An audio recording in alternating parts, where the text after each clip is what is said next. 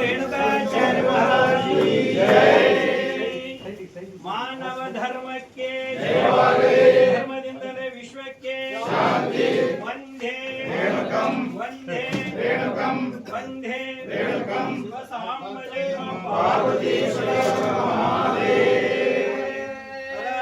ಓಂ ನ ಕರ್ಮಣ ನ ಪ್ರಜಯಾ ಧನೇನ ತ್ಯಾಗೇನೈಕೆ ಅಮೃತತ್ವಮರೇಣ ನಾಕಂ ನಿಹಿತಂ ಗುಹಾಯಾಂ ವಿಭ್ರಾಜತೆ ಯದ್ಧತಯೋ ವಿಶಂತಿ ವೇದಾಂತರ್ವಿಜ್ಞಾನ ಸುನಿಶ್ಚಿತಾರ್ಥಾಃ ಸನ್ಯಾಸ ಯೋಗಾಧ್ಯತಯ ಶುದ್ಧ ಸತ್ವಾಃ ತೇ ಬ್ರಹ್ಮಲೋಕೆ ತು ಪರಾಂತಕಾಲೇ ಪರಾಮೃತತ್ವರಿಮುಚ್ಯಂತೆ ಸರ್ವೇ ದಹರಂ ಪಾಪಂ ಪರಮೇಶ್ವಭೂತಂ ಯತ್ಪುಂಡರೇಕಂ ಪೂರ್ಣಮಧ್ಯ ಸಘಸ್ಥಂ ತತ್ರಾಪದಹರಂ ಗಗನಂ ವಿಶೋಕಂ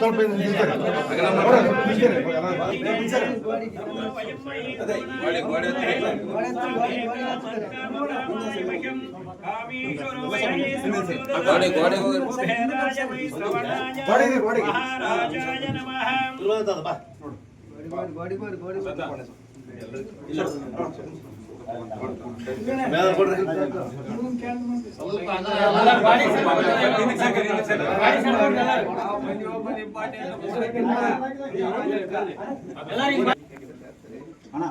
ಓಂ ವನಸ್ಪತಿರ ಸೋವೇತಗಂಧರ್ವಾಗ್ರೇ ಸರ್ವದೇವಾನಾಂ ಧೂಪೋಂ ಪ್ರೇತಾಂ ಓಂ ಧರಶೇದೋರಧೋರತಂದೋಸ್ಮಾಧುರತೆ ತಂದೋರ್ವಯಮಯಂ ಧೂರಮಹಂ ಓಂ ಸುಪ್ರಕಾಶ ಮಹಾದೇವ ಸರ್ವಾಭ್ಯಂತರಂ ಜ್ಯೋತಿರ್ಗಮಗ್ರಾಪಯಾಮಿ. ಸೈಡ್ ಆಗಲ್ಲ ಸರ್ ಅದರ ಕರ್ಪೂರ ಅಲ್ಲಿದೆ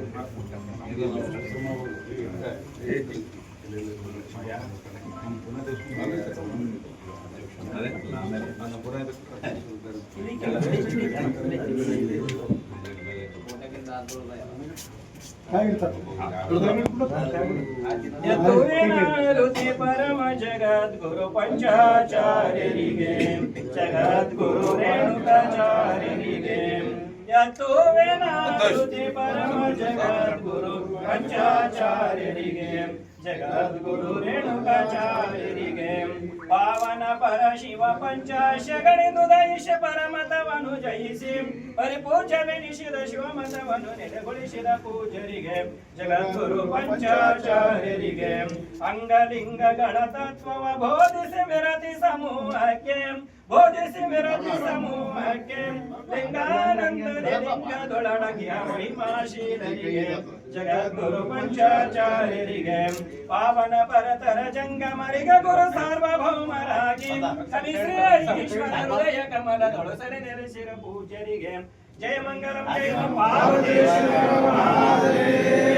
ಪಂಚಾಚಾರ್ಯ ಮಹಾರಾಜ್ ಕಿ ಜೈ.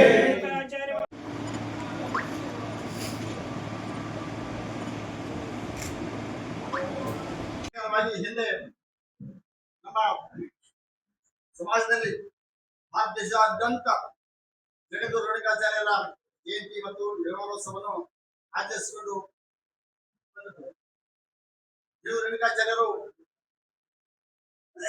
ಜಗತ್ತಿನಲ್ಲಿ ಅಶಾಂತಿ ಕಾರಣವಾಗತಕ್ಕಂಥ ಸಮಯದಲ್ಲಿ ಎಲ್ಲರೂ ಧರ್ಮವನ್ನು ಬಿಟ್ಟು ಅಧರ್ಮಿಗಳಾದಾಗ ಧರ್ಮ ನಶೆ ಹೋಗುವಂತ ಸಮಯದ ಸಂದರ್ಭದಲ್ಲಿ ಕೈಲಾಸದಲ್ಲಿ ಭಗವಂತನು ಗಣಾಧೀಶನ ಕರೆದು ಈ ಭೂಲೋಕದಲ್ಲಿ ಧರ್ಮ ನಶೆ ಹೋಗ್ತದೆ, ಧರ್ಮ ಉದ್ಧಾರ ಮಾಡಕ್ಕೆ ಅಂತ ಕಂಡು ರೇಣುಕಾಚಾರ್ಯರನ್ನು ಭೂಲೋಕಕ್ಕೆ ಕಳಿಸ್ಕೊಳ್ತಾರೆ.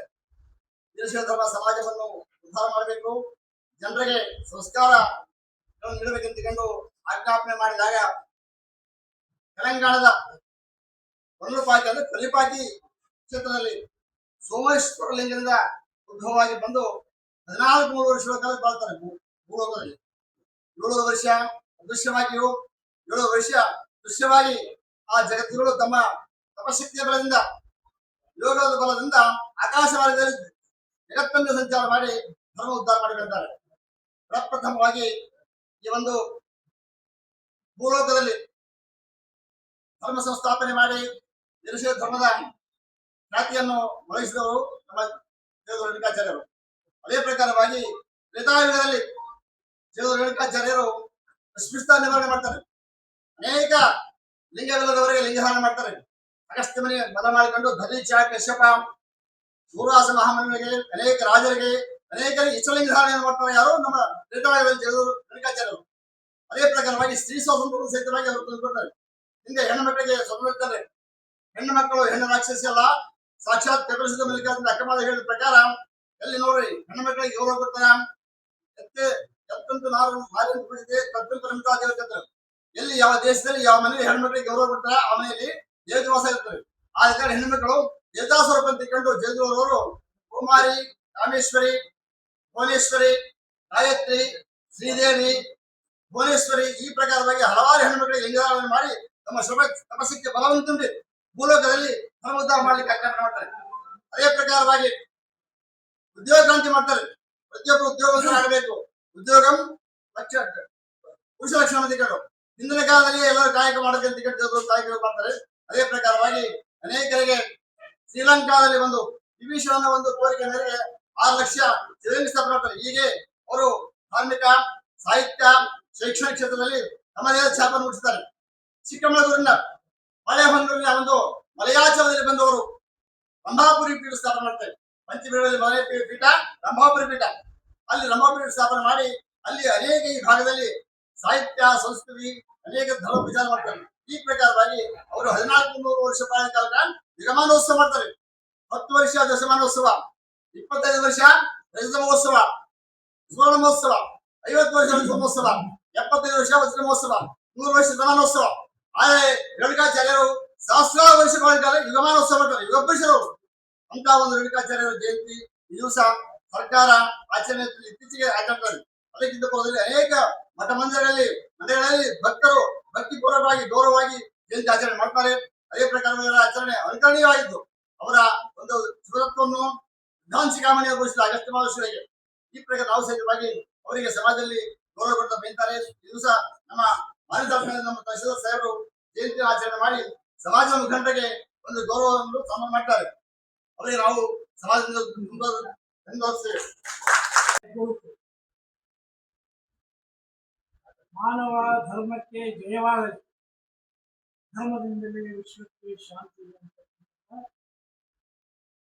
ಮಂತ್ರವನ್ನು ಸಾರಿ ಸಾರಿ ಸಾರಿ ಹೇಳಿರ್ತಕ್ಕಂಥ ಜಗದ್ಗುರು ರೇಣುಕಾಚಾರ್ಯರ ಜಯಂತಿ ದಿನ ಮೊಟ್ಟ ಮೊದಲಿಗೆ ನಾನು ಈ ತಾಲೂಕಿನ ಆಡಳಿತದ ಹಿರಿಯರಾಗಿರ್ತಕ್ಕಂಥ ನಿಮರಾಯರವರಿಗೆ ನಾನು ವಂದಿಸಲಿಕ್ಕೆ ಪ್ರಯತ್ನ ಮಾಡ್ತೇನೆ. ಯಾಕಂತ ಹೇಳಿದ್ರೆ ನನಗೆ ಬಹಳಷ್ಟು ಸನ್ಮಾನಗಳಿವೆ.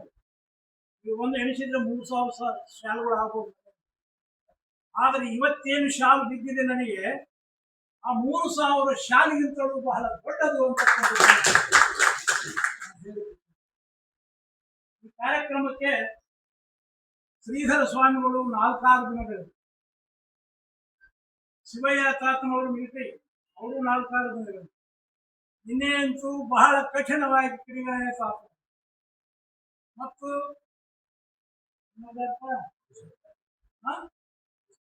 ಹರಿಯರ್. ಈ ನಿಟ್ಟಿನಲ್ಲಿ ನನಗೆ ಎಚ್ಚರ ವಹಿಸಬೇಕು ನಾನು. ಯಾಕಂದ್ರೆ ಆರೋಗ್ಯ ಏರುಪೇರು ಇರೋದ್ರಿಂದ ಇವತ್ತು ಕೂಡ ಆಯಾಸ ಬರ್ತಾ ಇದೆ. ನಿಮಗೆ ಆಯಾಸ ಬರ್ತದೆ ಅಂತ ಅಳಿಯ ದೇವರು ಹೇಳ್ತಾರೆ, ನೀಲೆಂಗೆ ಕೆಮ್ಮದ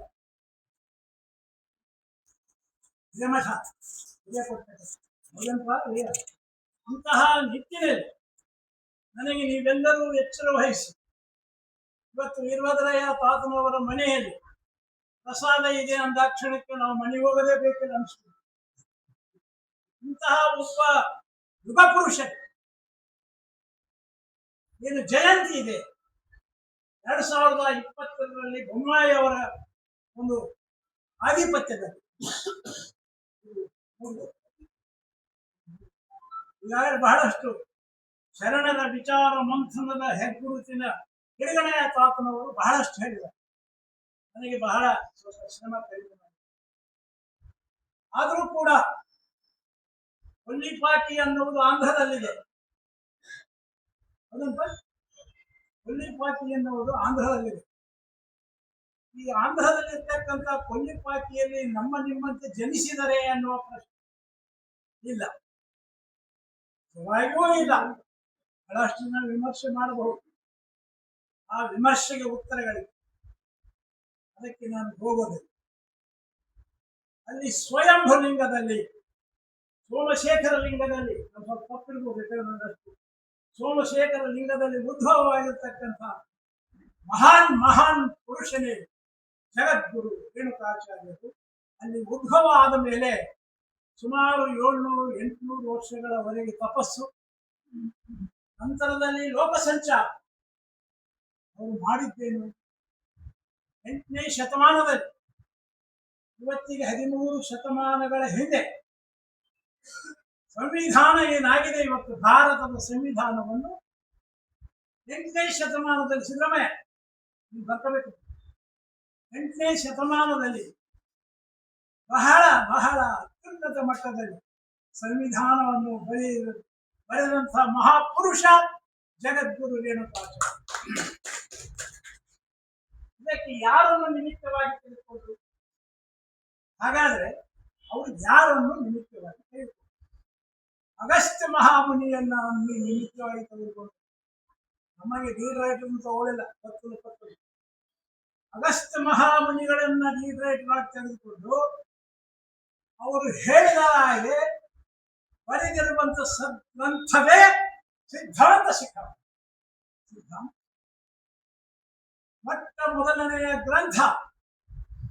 ವೀರಶೈವರಿಗೆ ನಾವೆಲ್ಲರೂ ಒಂದೇ, ನಮ್ಮ ನಡೆನುಡಿಗಳು ಒಂದೇ, ಆಚಾರ ವಿಚಾರಗಳು ಒಂದೇ, ಜಾತ್ಯತೀತ ಮನೋಭಾವನದ ರಾಷ್ಟ್ರ ಭಾರತ ರಾಷ್ಟ್ರ ಅಂತಕ್ಕಂಥದ್ದು ಸಾರಿ ಹೇಳಿದ್ದು ಸಿದ್ಧಾಂತ ಶಿಖರ. ಸ್ಥಾವರಕ್ಕೆ ಅರಿವು, ಜಂಗಮಕ್ಕೆ ಅರಿವಿದೆ. ಇದನ್ನು ರೇಣುಕಾಚಾರ್ಯರು ಹೇಳಿ ಬರೆಸಿದ್ದಾರೆ, ಅಗಸ್ತ್ಯ ಅವರು.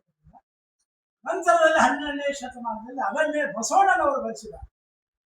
ಇದು ಸಾಮ್ಯ, ಇದು ಹೀಗೆ ಒಗ್ಗೂಡಿಸಬೇಕು, ಇದನ್ನು ಹೀಗೆ ಒಗ್ಗೂಡಿಸಲ್ಲ, ಇದು ನಟನೆ ತಿಳ್ಕೊಂಡಿರ್ಬೇಕು. ಆದ್ದರಿಂದ ರೇಣುಕರ ಜಯಂತಿ ಇಡೀ ವಿಶ್ವದಲ್ಲಿ ಬಹಳ ಅತ್ಯುನ್ನತವಾಗಿರ್ತಕ್ಕಂಥ ಜಯಂತಿ ರೇಣುಕರ ಜಯಂತಿ. 5 ಪೀಠಗಳು ಯಾವುವು? 5 ಪೀಠಗಳು: ಕಾಶಿಪೀಠ, ಶ್ರೀಶೈಲ ಪೀಠ, ರಂಭಾಪುರಿ ಪೀಠ, ಉಜಿನಿ ಪೀಠ, ಕೇದಾರ ಪೀಠ. ಕಾಶಿ ಪೀಠವೇ ಅರುಣ ಜ್ಞಾನಪೀಠ, ಜ್ಞಾನಪೀಠ ಕಾಶಿಪೀಠ. ಸಂಗಯ ಸೂರ್ಯಪೀಠ ಶ್ರೀಶೈಲ ಪೀಠ. ಅಮರಯ್ಯ ಪಡುವಳಿ ಬಗೆಯ ಒಂದು ವೀರ ಪೀಠ, ವೀರಪೀಠ ಅಮರಯ್ಯ, ಪಡುವಳಿ ಬಗೆಯ ಅಮರಯ್ಯ, ರಂಭಾಪುರಿ ಪೀಠ. ಹೀಗೆ ಜ್ಞಾನ, ವೀರ, ವೈರಾಗ್ಯ ಮತ್ತು ಸದ್ಧರ್ಮ, ಈ ನಿಟ್ಟಿನಲ್ಲಿ 5 ಪೀಠಗಳು ಸಿಂಹಾಸನವನ್ನೇರಿವೆ. ಆ ಪಂಚಪೀಠ ಜಗದ್ಗುರುಗಳು ಹೇಳ್ತಕ್ಕಂಥ ಪ್ರತಿಯೊಂದು ವಿಷಯ ಮನನ ಮಾಡಿಕೊಂಡ್ರೆ ಸ್ತ್ರೀಯರಿಗೆ ಸಮಾನತೆ ಇದೆ, ಎಲ್ಲರಿಗೂ ಸಮಾನತೆ ಇದೆ. ಮಲ್ಲನಗೌಡ ವಕೀಲರಿಗೂ ಸಮಾನತೆ ಇದೆ, ಮಲ್ಲನಗೌಡರಲ್ಲಿ ಕೆಲಸ ಮಾಡ್ತಕ್ಕಂಥ ಒಬ್ಬ ಕಲಾವಿದರಿಗೂ ಮಲ್ಲನಗೌಡರ ಸಮಾನತೆ. ಇದು ನಿರ್ಧಾರ. ಈ ನಿಟ್ಟಿನಲ್ಲಿ ಬಸವ ಎಲ್ಲಿದ್ದು, ಬಸವ ಗುಂಬಸವ ಹೇಳ್ತಾ ಇದ್ದೀನಿ. ಇಂತಹ ಒಂದು ಆದಿ ಜಗದ್ಗುರುವಿನ ಜಯಂತಿಯ ಬಗ್ಗೆ ನಾವು ಹೇಳಬೇಕಂದ್ರೆ ನಾನು ಅದಕ್ಕೆ ಸಮರ್ಥನಲ್ಲ, ಅದಕ್ಕೆ ಸಮರ್ಥರು ಶ್ರೀಶೈಲ ಪೀಠದ ವಾಗೀಶ ಪಂಡಿತಾರಾಧ್ಯರು ಅಥವಾ ಕಾಶಿ ಪೀಠದ ಧರ್ಮಗುರು ಜಗದ್ಗುರು ಭಗವತ್ಪಾದರು ಚಂದ್ರಶೇಖರಯ್ಯ ಸ್ವಾಮಿ. ಎಲ್ಲರೂ ಬಿಜಾಪುರದವರು, ಬಿಜಾಪುರ ಜಿಲ್ಲೆಯವರೇ ಎಲ್ಲರೂ. ಕೇದಾರದವರು ಇರಬಹುದು, ಶ್ರೀಶೈಲದವರು ಇರಬಹುದು, ಕಾಶಿಯವರು ಇರಬಹುದು, ಉಜಿನವರು ಇರಬಹುದು, ಇನ್ನೊಬ್ಬ ರಂಭಾಪುರಿಯವರು, ಎಲ್ಲರೂ ಹೆಚ್ಚಿನದಲ್ಲಿ ಈ ಒಂದು ಅಂದ್ರೆ ಕರ್ನಾಟಕದವರು ಅಂತಕ್ಕಂಥದ್ದಕ್ಕೆ ಬಹಳ ವಿಶೇಷವಾಗಿ ಹೇಳ್ತಾರೆ. ನಿಮ್ಮೆಲ್ಲರಿಗೂ ನಾವು ಬಹಳ ಆಯಾಸವಿದೆ, ಕಷ್ಟವಿದೆ. ಡಾಕ್ಟರ್ ಡ್ರಿಪ್ ಹಚ್ಚಿದ್ರು Ajit Kulkarni, most famous cardiologist. ಮೊನ್ನೆ ಶಿವರಾಜ ನಿಮ್ಮ ಗುರುಗಳಿಗೆ ಅವರೇ ಎಂಜಿಯೋಗ್ರಾಮ್ ಮಾಡಿದ್ದಾರೆ. ಆ ದಿನ ಬೋಸರಾಜ್ ಅವರಿದ್ದಾರೆ, ಡಾಕ್ಟರ್ ಬಸಂಗ ಅವರಿದ್ದಾರೆ, ಮತ್ತು ಇನ್ನೆಲ್ಲ ಜಾರಕಿಹೊಳಿಯಿಂದ ಕೂಡ ಫೋನ್ ಬಂದಿದೆ. ವಿಷಯ ಮಾಡ್ರು ಎಲ್ಲೋ ಒಂದು ಸಿಮೆಂಟ್ ರೋಡ್ ಅಲ್ಲಿ ಇರ್ತಾರೆ, ಅವ್ರಿಗೆ ಏನು ಗೊತ್ತಿರೋದು ಅಂತ ತಿಳ್ಕೊಂಡ್ರೆ ನಿಮ್ಮ ತಪ್ಪು. ಅದಕ್ಕೆ ನನ್ನ ಒಂದು ನಿಟ್ಟಿನಲ್ಲಿ ಘಂಟಾಘೋಷವಾಯಿತು. ಒಂದು ಗಂಟೆ ಕೊಟ್ಟು ನಾನು ಹೇಳಲಿಕ್ಕೆ ಬಹಳ ವಿಷಯಗಳಿವೆ. ಆದರೂ ಕೂಡ ಇವತ್ತು ನಾವು ನೀವೆಲ್ಲರೂ ಬಹಳ ಪುನೀತರಾಗಿದ್ದೇವೆ. ಜಗದ್ಗುರು ಆದಿಗುರು ರೇಣುಕಾಚಾರ್ಯ ಜಯಂತಿ ಇವತ್ತು ಸರ್ಕಲ್ ಹೇಳಿದೆ. ಯಾವುದು ಗೊತ್ತಾ? ಮೈಸೂರು ರೋಡಿಗೆ, ಕೈಗಾರಿಕಾ ರೋಡಿಗೆ ಇರ್ತಕ್ಕಂಥ ಒಂದು ವೃತ್ತದಲ್ಲಿ ಹೈದರಾಬಾದ್ ಈ ಜಿಲ್ಲಾಧಿಕಾರಿಗಳ ನಮಸ್ಕಾರ.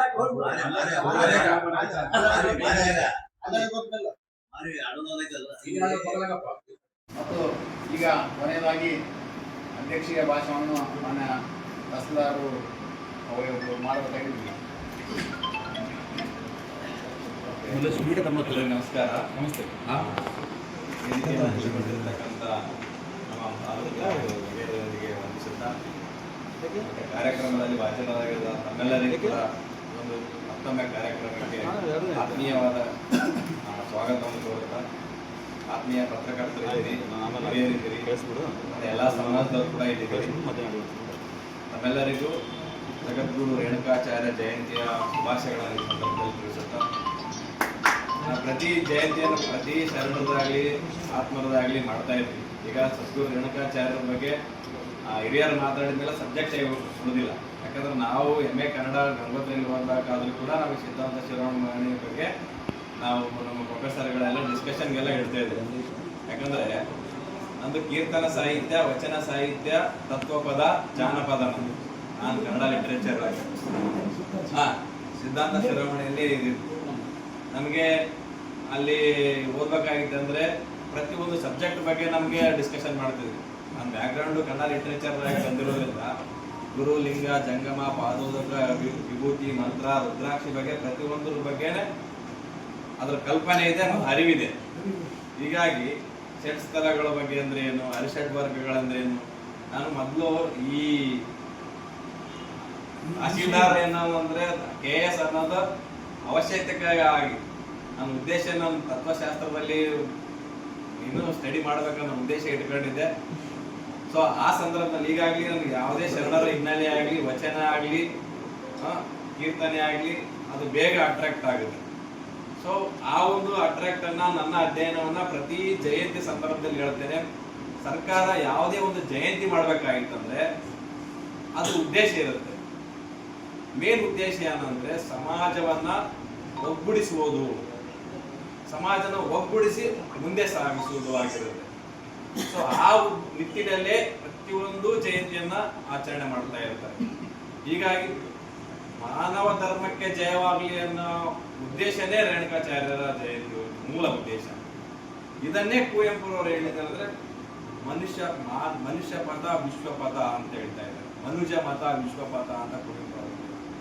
ಸೊ ಹೀಗಾಗಿ ಜಯಂತಿಯಿಂದ ಜಯಂತಿಗೆ ಸಮಾಜದಲ್ಲಿ ಆದಂತ ಬದಲಾವಣೆಗಳೇ, ಜಯಂತಿಯ ಆ ಸಂದರ್ಭದಲ್ಲಿ ಸಮಾಜದಲ್ಲಿ ಏನಾದ್ರೂ ಏರುಪೇರಾಯಿತು, ಸಮಾಜ ಎಲ್ಲಿ ದಾರಿ ತಪ್ತಾ ಇದೆ, ನಮ್ಮ ಯುವಕರು, ನಮ್ಮ ಮಕ್ಕಳು ಎತ್ತ ಸಾಕ್ತಾ ಇದ್ದಾರೆ, ಇವತ್ತ ನಮ್ಮ ಮಕ್ಕಳ ಪರಿಸ್ಥಿತಿ ಏನು, ನಮ್ಮ ತಾಲೂಕಿನ ಪರಿಸ್ಥಿತಿ ಏನು, ನಮ್ಮ ವಾರ್ಡ್ನ ಪರಿಸ್ಥಿತಿಗಳನ್ನು ಏನು ಅನ್ನೋದು ಮೇನ್ ಜಯಂತಿ ಸಂದರ್ಭದಲ್ಲಿ ಸಮಾಜದವರು ಚಿಂತನೆ ಮಾಡಬೇಕಾಗಿರ್ತಕ್ಕಂಥದ್ದು ವಿಷಯ. ಯಾಕಂದ್ರೆ ಜಯಂತಿ ಸಂದರ್ಭದಲ್ಲಿ ನಾವು ಕೊಡುವಂತ ಸನ್ಮಾನಗಳಾಗ್ಲಿ, ನಾವು ಕೊಡಿರ್ತಕ್ಕಂಥ ಕಿರುತಿಂಡಿಗಳಾಗ್ಲಿ ಅದು ಕ್ಷಣಿಕ. ನಾವು ಅದನ್ನೇ ಹೇಳ್ತಿದೀವಿ. ನಾವು ಕೊಟ್ಟಿರ್ತಕ್ಕಂಥ ಆಹಾರ ಇವತ್ತು ಕಳೆದು ಹೋಗ್ಬೋದು, ಹಾಕಿರ್ತಕ್ಕಂಥ ಶಾಲ ಹರಿದು ಹೋಗಿರ್ಬೋದು. ಏನ್ ನೆನಪಿನ ಕಡೆ ಕೊಟ್ಟರೆ ನೆನಪಿನ ಬಿಟ್ಟು ಹೊರಗೆ ಹೋಗ್ತವೆ. ಈಗ ತೆಗೆದಿರ್ತಕ್ಕಂಥ ಫೋಟೋಗಳು ಕೂಡ ಮೊಬೈಲಲ್ಲಿ ಸ್ಟೋರೇಜ್ ಆಗಿ ಫುಲ್ ಆಗ್ತದೆ. ಆದ್ರೆ ವಿಚಾರಗಳು ಏನ್ ಮಾಡ್ಬೇಕಂದ್ರೆ ವಿಚಾರಗಳು ಶಾಶ್ವತ ಆಗಿರ್ಬೇಕು. ನಮ್ಮ ಸಮಾಜದಲ್ಲಿ ಒಂದು 100 ಮಕ್ಕಳಿದ್ದಾರೆ ಅಂದ್ರೆ ಇವತ್ತು SSLC ಮಕ್ಕಳು 38% ಇಳಿತಾ ಇದೆ. ಅಂದ್ರೆ ಇನ್ನು 42 ಜನ ಮಕ್ಕಳು ಕಾಲೇಜ್ ಮೆಟ್ಲೆ ಹತ್ತಾ ಇಲ್ಲ, ಕೆಳಗಡೆ ಹೋಗ್ತಾ ಇದ್ದಾರೆ. ನಮ್ಮ ಕಾಲೇಜಿಗೆ ಹೋಗಿರ್ತಕ್ಕಂಥ ನಮ್ಮ ಯುವಕ, ನಮ್ಮ ಯುವತಿಯರು ಅವರ ಕನಸುಗಳನ್ನ ತಲುಪುವಲ್ಲಿ ವಿಫಲರಾಗ್ತಾ ಇದ್ದಾರೆ. ಅವ್ರ ಕನಸುಗಳು ಏನು ಅನ್ನೋದು ನಾವು ಕಟ್ತಾ ಇಲ್ಲ. ಸೊ ಹಾಗಾಗಿ ಇಂಥ ಜಯಂತಿ ಸಂದರ್ಭದಲ್ಲಿ ಕನಸುಗಳನ್ನ ಸಮುದಾಯದ ಕಟ್ಟಬೇಕು. ನಾಳಿನ ನನ್ನ ಸಮಾಜ ನಿರ್ಮಾಣ ಆಗ್ಬೇಕಾಗಿತ್ತಂದ್ರೆ ಮಕ್ಕಳಿಗೆ ಒಳ್ಳೊಳ್ಳೆ ಶಿಕ್ಷಣ ಕೊಡಬೇಕು, ಒಳ್ಳೆ ಕಿವಿ ಮಾತುಗಳನ್ನು ಹೇಳಬೇಕು, ಯುವಕರು ದಾರಿ ತಪ್ಪಾಗಿ ಹಿಡಿದಿಟ್ಟುಕೊಳ್ಬೇಕಾಗಿರ್ತಕ್ಕಂಥ ಚಿಂತನ ಮಂಥನ ಮಾಡಬೇಕಾಗಿರ್ತಕ್ಕಂಥ. ಸೊ ಹೀಗಾಗಿ ಈ ಚಿಂತನ ಮಂಥನಗಳನ್ನ ಸಾಕಷ್ಟು ಹಿರಿಯರಿದ್ರಿ. ನಮ್ಮ ಮಕ್ಕಳಿಗೆ ಇವತ್ತಿನ ದಿನ ಇನ್ನೊಂದು ಕಡೆ, ಒಂದು ಕಡೆ ನಾವು ಅಭಿವೃದ್ಧಿ ಕಡೆ ಕಾಣ್ತಾ ಇದೀವಿ ಅಂತೇಳಿ ಹೆಮ್ಮೆಯಿಂದ ಹೊರ ತೋರಿಸ್ತಾ ಇದೀವಿ. ಇನ್ನೊಂದು ಕಡೆ ನಮ್ಮ ಮಕ್ಕಳು ದಾರಿ ತಪ್ತಾ ಇದ್ದಾರೆ, ಇನ್ನೊಂದು ಕಡೆ ಅಟ್ಯಾಚ್ಮೆಂಟ್ ಆಗ್ತಾ ಇದ್ದಾರೆ.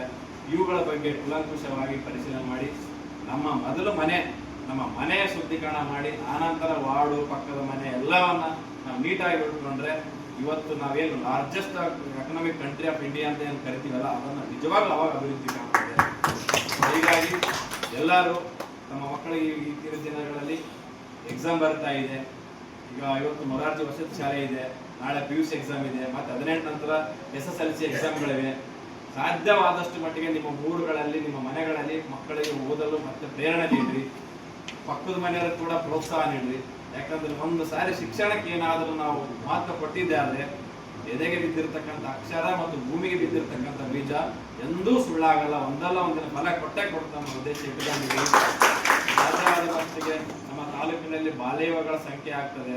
ಹೆಣ್ಮಕ್ಕಳನ್ನ ಸಣ್ಣ ಸಣ್ಣ ವಯಸ್ಸಿಗೆ ಮದುವೆ ಮಾಡೋದನ್ನ ತಪ್ಪಿಸ್ಬೇಕಂದ್ರೆ ನಾವಂತೂ ರೆಡಿ ಇದ್ದೀವಿ. ತಾವೆಲ್ಲರೂ ಕೂಡ ಸಪೋರ್ಟ್ ಮಾಡ್ರಿ. ಹೀಗಾಗಿ ಹೆಣ್ಮಕ್ಕಳನ್ನ ಕೂಡ ಮುಂದಿನ ದಿನದಲ್ಲಿ ನಾವು ಕೀಳರಿಮೆಯನ್ನು ಮಾಡಬಾರ್ದ್ರಿ. ಎಲ್ಲಾ ಸಮಾನತೆಯನ್ನು ಬೋಧಿಸೋಣ, ಶಿಕ್ಷಣಕ್ಕೆ ಒತ್ತು ಕೊಡೋಣ. ಹೀಗಾಗಿ ತೊಗಲೋಳು ತೊಗಲಕ್ಕೂ ತಗಲಿ ಬಂದವ ನೀನು ಒಗೆದು ಮಾತನಾಡಿದರ ನಗೆಗೇಡು ಕಾಣುತ್ತಾಳೆ ಅನ್ನೋ ತತ್ವದಲ್ಲಿ ನಾವೆಲ್ಲರೂ ಬದುಕೋಣ.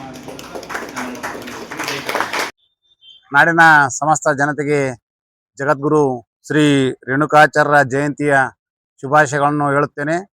ವೀರಶೈವ ಲಿಂಗಾಯತ ಸಂಪ್ರದಾಯದ ಮೂಲ ಪುರುಷರಾದ ರೇಣುಕಾಚಾರ್ಯರ ಜೀವನ ಮತ್ತು ಸಿದ್ಧಾಂತಗಳನ್ನು ಈ ದಿನ ಸ್ಮರಿಸುವ ದಿನವಾಗಿದೆ. ಫಾಲ್ಗುಣ ಶುದ್ಧ ತ್ರಯೋದಶಿಯಂದು ಆಚರಿಸಲಾಗುವ ಈ ದಿನ ಸಮಾಜದಲ್ಲಿ ಸಮಾನತೆ, ಶಾಂತಿ ಮತ್ತು ಆತ್ಮಜ್ಞಾನ ತತ್ವವನ್ನು ಪಸರಿಸಿದ ರೇಣುಕಾಚಾರ್ಯರ ಜ್ಞಾನೋಪದೇಶಗಳನ್ನು ನಾವು ಜೀವನದಲ್ಲಿ ಅಳವಡಿಸಿಕೊಳ್ಬೇಕೆಂದು ನಾನು ಈ ಮೂಲಕ ಕರೆ ನೀಡುತ್ತೇನೆ. ಈ ದಿನ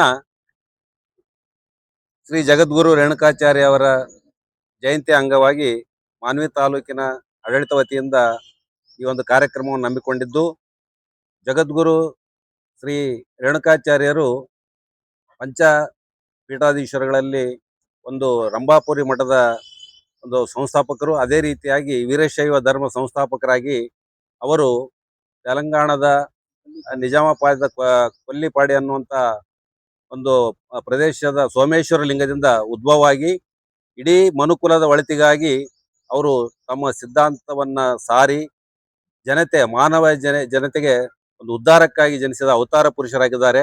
ಅಂತ ಮಹಾತ್ಮರ ಸಿದ್ಧಾಂತಗಳು, ತತ್ವ, ಆದರ್ಶಗಳನ್ನ ಇಡೀ ನಾಡಿನ ಜನತೆಗೆ ಸಾರುತ್ತಾ ಸುಮಾರು ಯುಗಗಳ ಕಾಲ ಅವರು ಬದುಕಿ ಬಾಳಿದರು. ಅವರು ಸಾರಿದಂಥ ತತ್ವ ಸಿದ್ಧಾಂತಗಳು ಇಡೀ ಮಾನವ ಜನತೆಯಲ್ಲಿ ಸಮಾನತೆಯನ್ನ, ಅಸೂಯ ಮನೋಭಾವವನ್ನ ಕಳೆಯುವಂಥದ್ದು, ಮಾನವನಲ್ಲಿರ್ತಕ್ಕಂಥ ದಾನವ ಗುಣಗಳನ್ನು ಅಳಿಸಿ ಮಾನವನನ್ನ ಮಹಾದೇವನನ್ನಾಗಿ ಮಾಡುವಂತ ಒಂದು ತತ್ವವನ್ನು ಸಾರಿದಂಥವರು ಶ್ರೀ ರೇಣುಕಾಚಾರ್ಯರು. ರೇಣುಕಾಚಾರ್ಯರ ವಿಚಾರವನ್ನ ನಾವು ಇವತ್ತಿನ ಸಂದರ್ಭದಲ್ಲಿ ಇಡೀ ಮಾನವ ಜನತೆಗೆ ಅವರು ಒಂದು ಸಂದೇಶವನ್ನು ಕೊಟ್ಟಿರ್ತಕ್ಕಂಥದ್ದು. ಇಲ್ಲಿ ಮಾನವ ಧರ್ಮಕ್ಕೆ ಜಯವಾಗಲಿ, ಧರ್ಮದಿಂದಲೇ ವಿಶ್ವಕ್ಕೆ ಶಾಂತಿ ಎನ್ನುವಂತ ಒಂದು ಮಂತ್ರವನ್ನ ಸಾರಿ ಮನುಕುಲದಲ್ಲಿ ಯಾರೂ ಮೇಲು ಕೀಳಲ್ಲ, ಮಾನವ ಉದ್ಧಾರ ಆಗ್ಬೇಕಾದಾಗ ಮಾನವರೆಲ್ಲರೂ ಕೂಡ ಒಂದಾಗಿರಬೇಕನ್ನುವಂತ ಒಂದು ಸಾರವನ್ನ ಅವರು ಸಿದ್ಧಾಂತ ಶಿಖಾಮಣಿಯಲ್ಲಿ ಪ್ರಕಟಿಸಿದ್ದಾರೆ.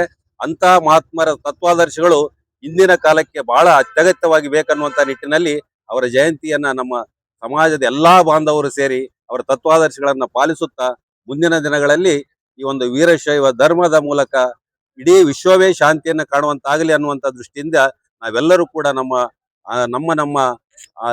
ಒಂದು ಸಂಕುಚಿತ ಮನೋಭಾವನೆಯನ್ನು ಬಿಟ್ಟು ವಿಶಾಲ ಮನೋಭಾವನೆಯ ಮೂಲಕ ಇಡೀ ಮಾನವ ಕುಲವನ್ನು ಒಂದಾಗಿ ಮಾಡುವಂಥದ್ರಲ್ಲಿ ಒಂದು ವೀರಶೈವರ ಪಾತ್ರ ಬಹಳ ಮಹತ್ತರವಾದಂಥದ್ದು ಅನ್ನುವಂಥದ್ದನ್ನು ಈ ಮೂಲಕ ಹೇಳ್ತಾ ನನ್ನ ಮಾತುಗಳಿಗೆ ವಿರಾಮ ನೀಡ್ತೇನೆ.